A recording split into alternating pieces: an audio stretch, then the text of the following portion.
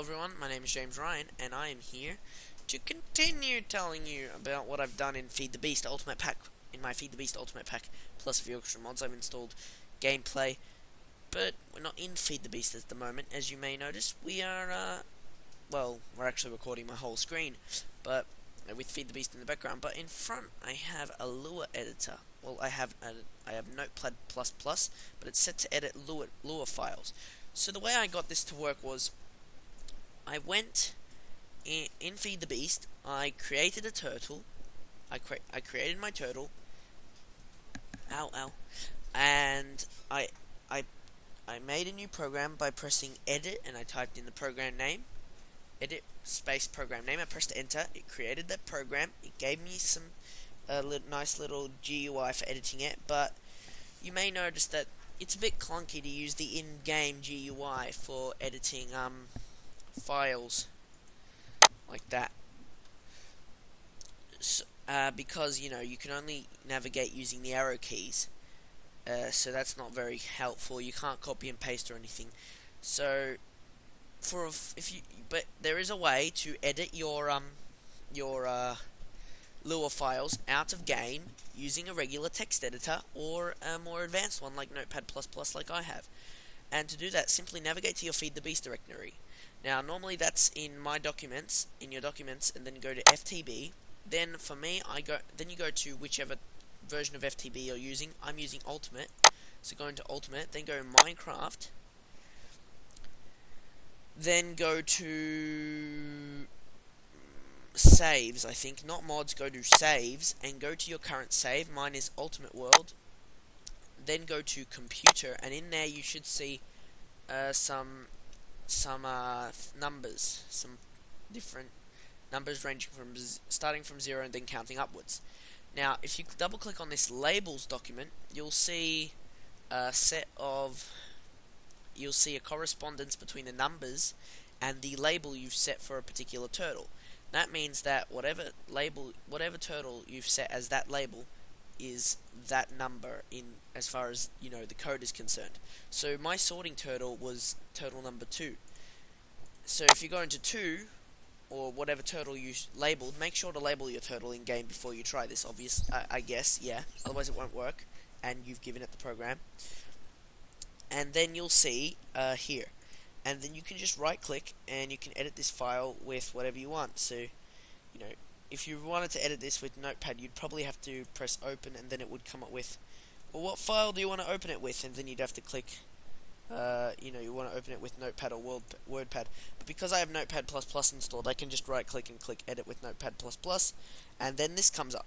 Okay, so that's how you do that. Now I'm going to take you through my code, okay, for both turtles. The farm trees turtle code is kind of extendable, is kind of flexible, but it's not really. It's kind of designed for the setup I'm using with the transposers, the floor and everything. But it's still somewhat editable. I've got it coded so you can edit 4 different variables at the start without having to edit any of the rest of the code. 2 of those are just the slot in which the sapling and bone meal are stored. But the top 2 variables represent how many trees and how they're laid out. So because I've got forward tree amount here, it means that the turtle has 2 rows of trees ahead of it, and leftward tree amount means that, including the line it's on, there is one more row of trees to the left of it. So I could extend these, and then the turtle would go to the left one more time to harvest 2 more trees. Or I could extend forward, and it would have to go, and there would be 3 rows of trees ahead of it instead of just 2. But that's all that those 2 numbers basically do. And the way it works is I define a whole bunch of functions.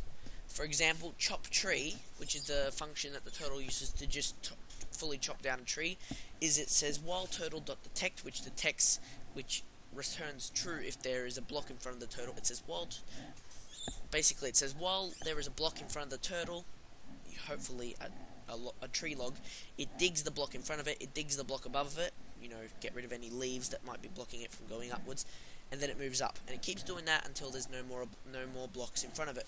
which usually means the top leaf of a tree. Of course, this doesn't cut down the entire tree in the case of a super big one.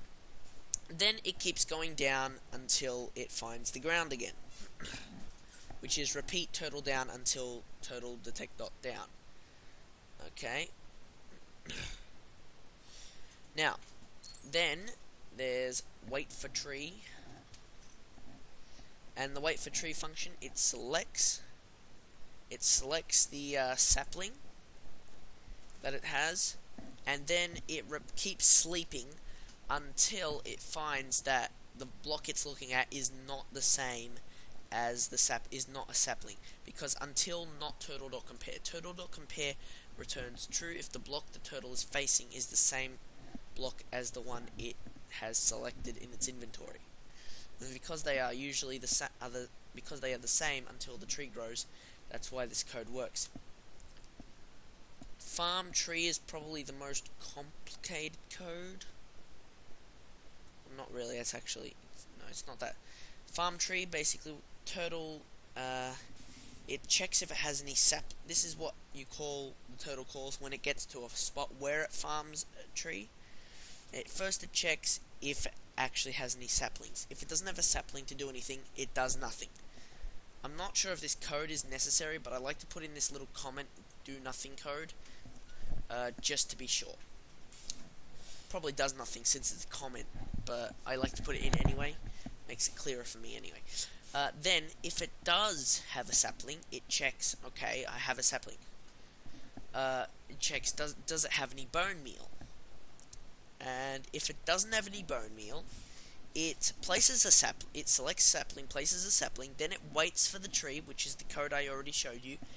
Then once the tree has grown, it makes sure to go back to its original slot before chopping down the tree, and then chops down the tree. The reason I do that is because I was having problems before where the turtle would still have the bone meal slot selected while it was chopping down a tree, and all the logs would go into the bone meal slot, and then the next tree it tried to chop down, it would think it still had bone meal. It would think it had bone meal because logs were in the bone meal slot, which wasn't very good. It thought it still had bone meal, and so it planted the tree. It planted a sapling, then it chopped down the sapling, thinking it was a tree. That didn't work very well. And then finally, if it passes all checks, it has a sapling and it has a piece of bone meal. It places a sapling, it places the bone meal, and then it chops down the whole tree after selecting one. Then there are these two functions here, which the turtle calls at the beginning and at the end of a cycle that it takes. At the start of a cycle, it turns left, gets a sapling, selects its sapling slot and sucks in a sapling from the chest, some saplings from the chest. Then it turns right twice to face the other chest, selects its bone meal slot and sucks in the bone meal. Then it turns left and moves forward 3 times to get ready to plant the first tree. At the end of a cycle, when it's in the same position it would be in right after the start cycle function, it moves through its whole inventory for I equals 1 to 16, selects that piece of its inventory and then drops it. Then it goes back 3 times. Now you may have noticed those have all been all the code except for this initial variable declaration has been function definitions. We've just been taking terms and defining them as functions. Here's where the actual code comes in. Okay? While true do, this means that the rest of the code now functions as an infinite loop, because while true do, since true is always true, it will always loop. So it does the start of cycle thing, gets it in position, and here's where the fancy code comes in. Here's where the fancy code comes in. 4 left, 1 left tree amount, etc, etc. You can look through this code if you really want to, but basically what it does is it checks, it plants a tree, and then if there's more trees ahead of it, as defined by the forward tree amount, it'll go forward and then plant a tree again and then go forward and plant a tree again and do all that as many times as it needs to. And then once it's done all that, it will go to the left if there's any trees to the left, and then it will do all the forward trees again. And then if it needs to, it'll go to the left again, and then do more forward trees again. And that's how it works. And that's what all this code here does. And then at the end, it does the end of cycle, and then it sleeps for 240 seconds, which is 4 minutes, in the hope that in that time most if not all of the leaves have decayed. Now let's take a look at the sorting turtle, because this is actually a really good piece of code here. It's really flexible. You can get it working with a new turtle almost instantly. This is a slightly degeneralized piece of code, but I could make a really general version of this really easily. I just need to remove these special cases of the numbers 1 and 2 here, and you can have this turtle work as a fully general sorting turtle. And then you can, and as shown here by me designating specials for the numbers 1 and 2 in only these short pieces of code, that means that it's really easily specializable turtle code as well.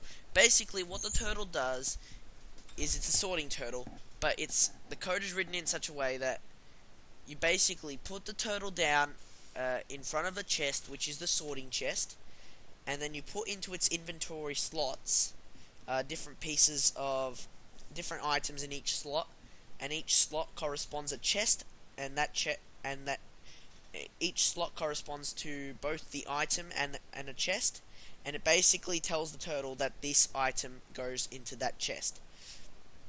So for example, and I'll show you, okay? Turtle dots it while true do, so this is the entire loop, entire program loop, it just loops through this. It selects its 16th slot, which is the slot it does work with. It sucks in a stack from the chest in front of it. Then it goes through all of its slots from 1 to 15, and these are all the slots where you would put items in, okay, for it to check. And if it finds, and as long as there's nothing, as long as it's not missing anything, it goes through all the slots and it checks to see if the stack in slot 15 it has the same type of item as the slot it's comparing it to from 1 to 15. And if it does, it goes to the chest it goes to that chest, the chest represented by that slot that slot represents. It drops it in that chest, and then it goes away from that chest back to the current place. And then finally, then it checks to see if it's still got items in slot 16, which means that would mean that that you didn't get any, that the item you had didn't fit in any of the currently defined chests. And if that happens, it puts it in the miscellaneous chest, which is chest 16. And as you can see from that code, the only things that you need to customize for more chests is the go to chest functionality. If you want 2 items to go into the same chest, all you need to do is edit this code here. So that those two particular slots take you to the same chest. If you want to further generalize my thing, because mine has special cases for the numbers 1 and 2, you can just remove 1 and 2 and get rid of this -2 thing here. Because what this does is it has special case for 1 and 2, but otherwise it just gets the turtle to move forward 2 spaces for every number that is greater than 2. So for 3 it moves 2 forward, for 4 it moves 4 forward, for 5 it moves 6 forward, for 7 it moves 8 forward, and so on and so on. For 8 it moves 10 forward. I think. Wait, what am I saying anymore? Yeah, that's what I'm saying. And So this is pretty much extendable up to 15 different chests, and you can customize this piece of the code easily. But just make sure to also customize the go away from chest code to perfectly match. And that's how the sort code works. I've got all the code in this video, but if you would like to see the code, please comment below in the comment section, and I'll be sure to edit the description with some links to the code. Thank you for watching. My name is James Ryan, and they might already be there. I might have put some links in the code already by now. Thank you for watching. My name is James Ryan, and I've been your host. Peace out.